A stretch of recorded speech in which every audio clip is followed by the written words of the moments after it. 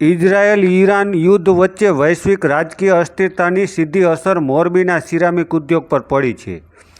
Propane gas સપ્લાયમાં અનિશ્ચિતતા અને નિકાસમાં ઊભા થયેલા અવરોધોના કારણે સિરામિક ઉદ્યોગ અત્યંત કપરા સમયમાંથી પસાર થઈ રહ્યો છે. શટડાઉન થનાર ફેક્ટરીઓની સંખ્યા 2 દિવસમાં 100ને પાર થઈ ગઈ છે. વર્તમાન યુદ્ધની પરિસ્થિતિના કારણે ગેસની કટોકટી સર્જાઈ છે, જેના પરિણામે 100 જેટલા યુનિટો બંધ થઈ ગયા છે અને જો પ્રોપેન ગેસની સપ્લાય માટે કોઈ આયોજન નહીં થાય તો આગામી 4 થી 5 દિવસમાં વધુ 400 યુનિટોને તાળા મારવા પડશે.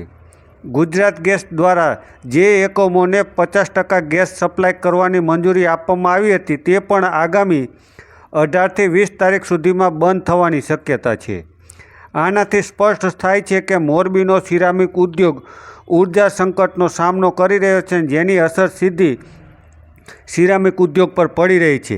ત્યારે આ અંગે આજે મોરબી સિરામિક એસોસિએશનના પ્રમુખ મનોજભાઈ એરવાડીએ એક પ્રેસ કોન્ફરન્સ યોજી હતી. ત્યારે શું ચિંતા વ્યક્ત કરી છે તે જુઓ.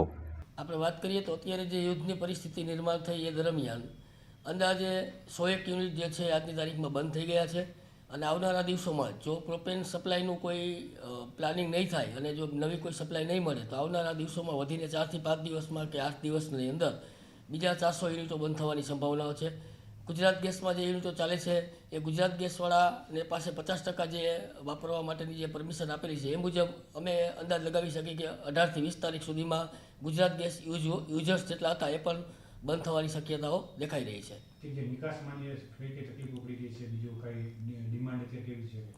ડિમાન્ડમાં વાત કરીએ તો અત્યારે એક્સપોર્ટની અંદર જે એક્સપોર્ટ થતું હતું જેમાં ખાસ કરીને જીસીસી કન્ટ્રીમાં એ જીસીસી કન્ટ્રીનું એક્સપોર્ટ તો અત્યારે સદંતર ઊભું છે, પણ બીજા જે કન્ટ્રીમાં એક્સપોર્ટ થતું હતું કે જે જીસીસી ગલ્ફ ખાડીમાં થઈને જે વેસલો જતા હતા એમાં પણ એક્સપોર્ટમાં અસર દેખાઈ રહી છે.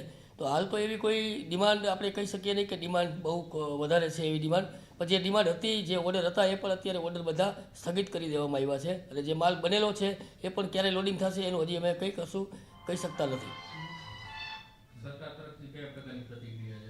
વાત કરીએ સરકાર તરફથી તો આપણા ગુજરાત રાજ્યના માનનીય મુખ્યમંત્રી શ્રી ભૂપેન્દ્રભાઈ દ્વારા પણ ચિંતા વ્યક્ત કરતો ફોન આપણા ધારાસભ્ય શ્રી દુર્લભજીભાઈ જથરિયાને આવેલો. એમણે પણ સિરામિક ઇન્ડસ્ટ્રીને અને મોરબી સિરામિકને શું રાહત કરી શકાય કે શું મદદ કરી શકાય એ માટેની તૈયારી પણ બતાવી છે. તો અમે પણ અત્યારે અવઢવમાં છીએ કે આ બાબતની અંદર સરકારશ્રી પાસેથી પણ અમે શું અપેક્ષા રાખીએ એ હવે જોવું રહ્યું.